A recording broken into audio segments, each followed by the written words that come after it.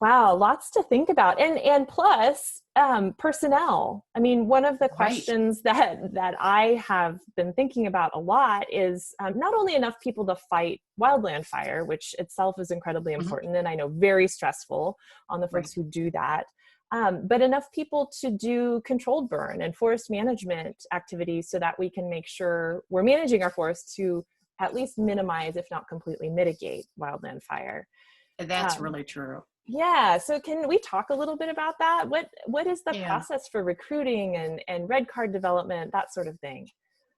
Um, I want to say maybe 15 years ago, I don't remember exactly when, the interagency fire management program qualification system came out. And Mm-hmm. basically it laid out how you got your red cards, how you got your qualifications, and Mm-hmm. what qualifications you needed for what position you were in.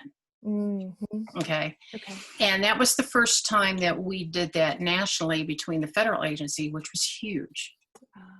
So you couldn't just put somebody into a job because let's say you had a wildlife biologist who lost funding. Now you put them into a fire job.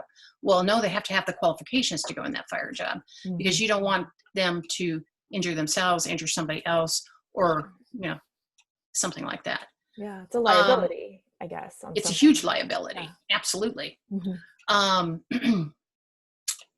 and it is also why it is difficult to get them, the qualifications. Ah. Because everybody, so if you start as a basic firefighter and you're trying to get to a firefighter one, you have to have so many classes, so much experience. Mm-hmm. Okay. So if you're employed by a federal agency, you're going to get priority. Mm-hmm. Okay. So that happens for every step all the way up to fire chief, up to regional director, up to the national director.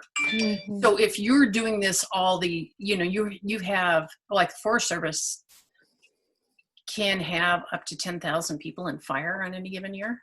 Wow. Okay, how many opportunities do they have to pick up a whole lot of other people and give their fire training?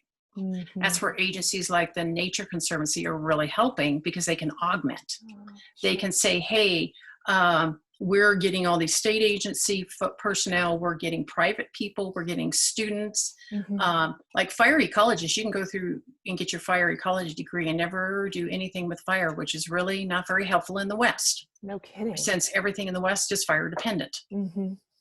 So giving them experience of how to prescribe burn and doing those kinds of things is huge. Mm-hmm. But getting them qualifications without something like the Learning Exchange that the Nature Conservancy sponsors all over the place Mm-hmm. is really difficult. Because Forest Service, the BLM, let's see, it's not Fin and Feathers, Fish and Wildlife, all those kinds of agencies are trying to get their own personnel so they have enough qualified personnel to run their fire programs. Mm-hmm. So CAL FIRE, all the agencies, they all have similar issues Yeah. because they have to get qualified people. State and local, they're trying very hard.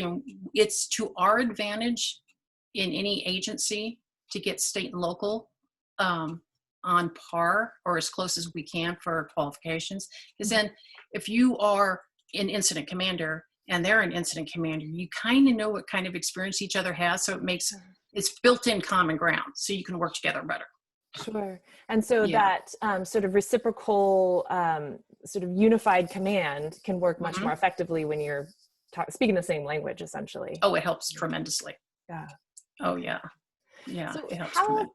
how about tribal folks who have done maybe lots of legacy burning on their land or on others, and do it from a different perspective than some of the agencies and have pretty extensive experience, in some cases, years of experience. Right. How do they fit into that metric of qualifications and making sure they can be part of the solution? Well, like the Karak tribe up near you guys, it's actually on the Klamath, I think. They have a prescribed burning exchange every year. So they start getting their folks their firefighting quals. Mm-hmm. They give them their prescribed burning quals, and that makes them a much more knowledgeable and capable partner so that when Forest Service, BLM, and other agencies, CAL FIRE, want to do a burn, they can help participate. Mm-hmm. The question gets to be one of liability. Sure. If CAL FIRE says you have to have these certain qualifications to participate on a burn, mm-hmm. and they relax that because you're from a native tribe, mm-hmm. they pick up the liability, and they don't really want to do that more than anybody else does. Same mm-hmm. for the feds. Mm-hmm. However, what they try to do is make an agreement with the tribe, so the tribe pays for their own people, and the tribe is enabled to have their own qualification system, mm-hmm. and then they work together. I see. Yeah, it is to anybody's advantage to try and get into the National Incident Management System and get the qualifications, because then it puts you in a much broader pool to get out and get experience. Absolutely. But the tribes can still do what they're doing and still participate. They may have to pay for their own people, mm-hmm. but they can get grants and stuff like that to do that with. Mm-hmm. Okay, interesting.